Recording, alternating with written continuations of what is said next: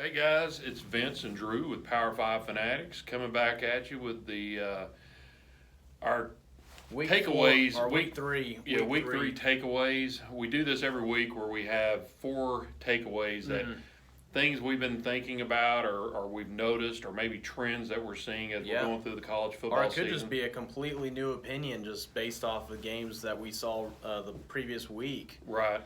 As we're getting into week four, things are really starting to pan out a little bit. Right. If y'all have been watching our eliminator videos, you can see behind I think us. we're down to 46 teams. Yeah, it's been cut in half pretty much. So things are panning out, and we're starting to see some trends. Some of these are continuing even from week one, and some things have totally shifted. And we're just going to start off the top with just the national title picture, or I'd say it's more wide open is what I'm getting at. Right. I think most people would agree with that. However you got the teams ranked, my opinion, at the first of the year, the problem with college football that I have is it's less parity than other sports, especially the NFL or NBA or anything. Where there's so many teams that you can say, okay, they actually got a chance to win it, and it's still a lot like that. But I would say it's a little more wide open.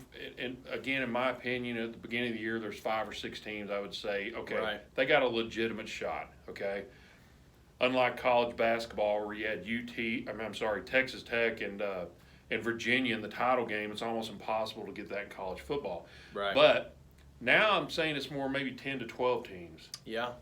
What do you think? I agree.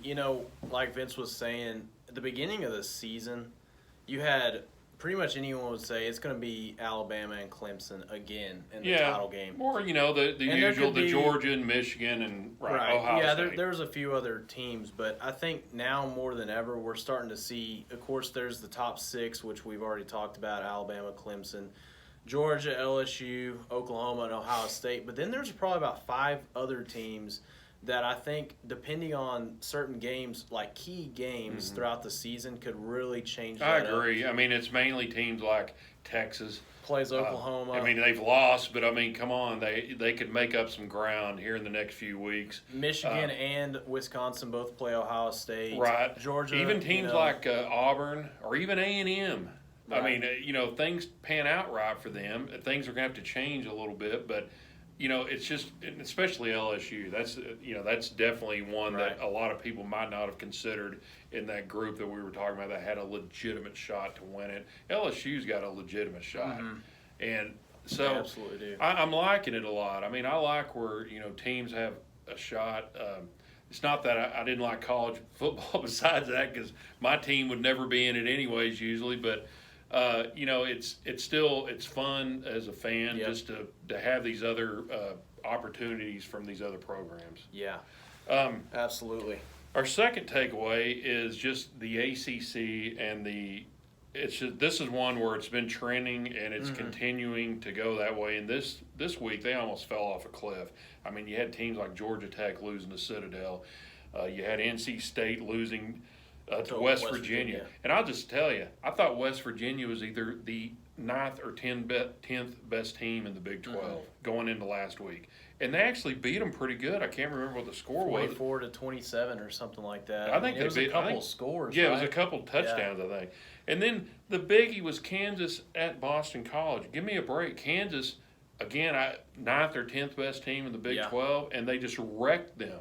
And there's a lot of interesting statistics in that game, and one was just they were a 20-point underdog, and they won by 20 or 24? They won by 24. So, there was a stat that Chris Felica came out with I thought was pretty cool.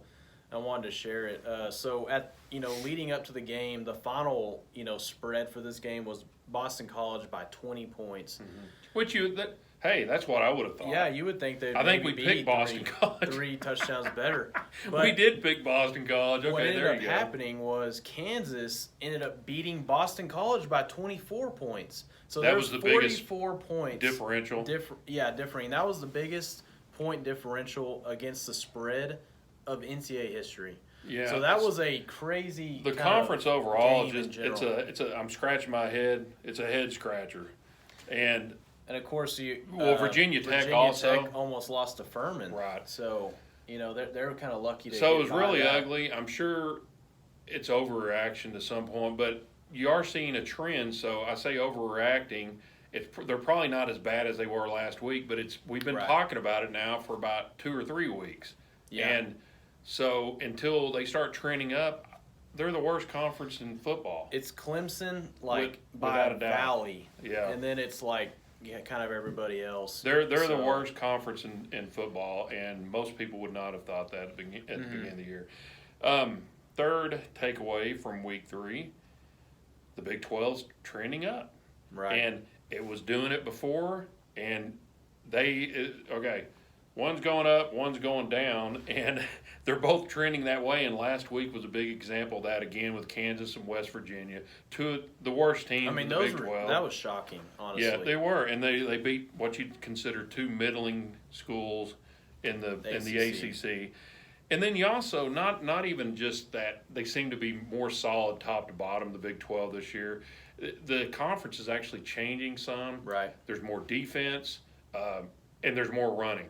Okay. Running the ball. You got TCU, I think, had 356 yards rushing. Oklahoma State's been consistently running the ball. They had 2 guys over 100 yards last week. Chuba Hubbard, and I can't remember the other guy's name, but Chuba Hubbard, 256 yards or something like that. The guy's unreal. Oklahoma's got a great rushing attack.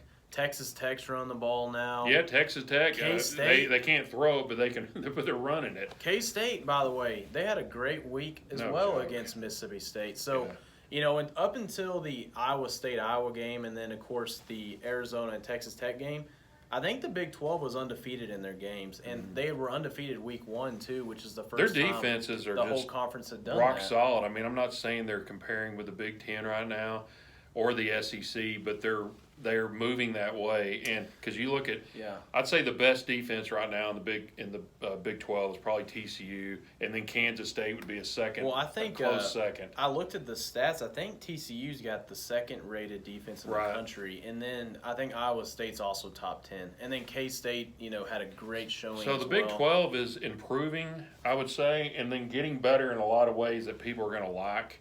Okay, I like. If I'm going to watch a football game, I'd rather watch 21-17 than 48-45. That's me personally. Yeah. And you're starting to see more of those kind of games. They looked very physical this weekend is what we're trying to say. The whole dynamic of the Big 12 is beginning to change. It is changing. I think a lot of that's the new coaches. The coaching. We talked about that last week. There's been a lot of turnover. So. And then lastly, we're going to take a look at the Heisman Trophy candidates and tell you what our how we're going to rank them. I think it's pretty much a consensus with us. Jalen Hurts is surprised. Yeah. I knew he was going to be good. Okay, we talked about this beginning of the year. He's better than we thought. He's better on the ground than I thought. I knew he was kind of a running quarterback, but he has not thrown an interception. I think he's thrown 9 touchdowns, and he's ran for I don't know how many touchdowns. He's got a lot of rushing yard, but he's looked the best so far, and I think most people would agree with that. And honestly, I think he's playing himself into an NFL contract. Yep. First or second round, the way it's going, you can thank Lincoln Riley. And if you weren't sold on Lincoln Riley yet, he's continuing to show. He's the quarterback whisperer. He's the quarterback whisperer. He's kind of taken that job from Cliff Kingsbury, but can you but imagine, he's doing it at a higher level because the program has been so strong. Can you imagine 3 Heismans in a row if that were to happen? It's never happened with 2. There's been Archie. What was it? Archie Manning from the 70s. Yeah. He won 2 in a row. Okay, at Ohio State, he won them. I don't think there's ever been a school that's had 2 separate ones in a row, unless there could be going back to the Army days, maybe in the 40s. I don't know. I wasn't alive then, so I don't know. Since I've been alive, there hasn't been, and they've done 2. Potentially, very good chance you could have 3 at this point. Yeah. Second, we got Tua. Look, I know a lot of times he doesn't finish games because he doesn't have to. Yep. This last week, I think he played more, and he ended up with his best game. I think he had 4 touchdown passes.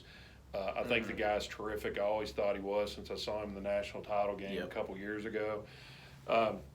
Most people, I would say, would have him second. We do. Third place, we got a tie between Burrow and Ellinger. Yep. They've both been terrific players. Ellinger, pretty much what we thought, maybe even a little better. Burrow, I'd say better than we thought he was going to be. We got them tied at third. Fourth, we got our first running back, even though I'm beginning to think it's probably not going to be a running back. I know it normally is in any ways it wins a Heisman Right. these days. We got Jonathan Taylor, because he's only had a couple games. Yeah, but they he's had a had, bye week last week. I think so. he's had 6 touchdowns so far, and I believe he had 20 last year, so he's on his way to busting that. And then fifth place, we got another tie. We couldn't decide who to put there. It was Fields with Ohio State or Trevor Lawrence. Trevor Lawrence. Yeah. And both these guys, they were obviously Heisman candidates going into the season, but Trevor Lawrence hasn't been playing as good as he did last year. No, I mean, at least he's still playing good enough to win. He's winning the games. I just don't know Yeah. at this point. I don't think he's putting the statistics up, and I don't think he's going to have to. And that's the other thing about it. This plays. In other words, it makes it hard to win a Heisman when you're up by 30 points at the end of the third quarter, and that was Tua's problem last year because you get pulled out of the game, of course, because the coach wants to win a national title a lot more than he wants you to win the Heisman Trophy. And they want to build depth. They want to put their young guys in there in case they have to. So that's what later he's going to be facing, especially where the ACC is right now. He's probably not going to be playing a whole lot in some of these second halves. Yeah. So I think he's going to be fighting that. Fields was fighting an uphill battle anyways because he's a little bit of an unknown, Right. even though he's been terrific. And actually, Ohio State, in my opinion, even though everybody was expecting them to be great, they're better than I thought they were. Mm-hmm. I shouldn't say improved teams because they're already great anyways, but they're Their one of defense those. certainly has improved, I feel like. Yeah, I mean they've kind of taken a little bit of a stranglehold on the Big Ten right now. Yeah. Ohio State, unless something changes. Right. Well, guys, we've had fun this week. Yep. We'll be back with more videos next week as we take a look at the games this weekend. There's a lot of great games. There's a whole lot of more conference games this week, and we're going to really start having an idea of maybe where things are setting nationally and also in the Power 5 conferences. And we appreciate you watching. Please subscribe, share, like, hit the notification bell. Yep. And y'all have a great weekend. Thanks, guys.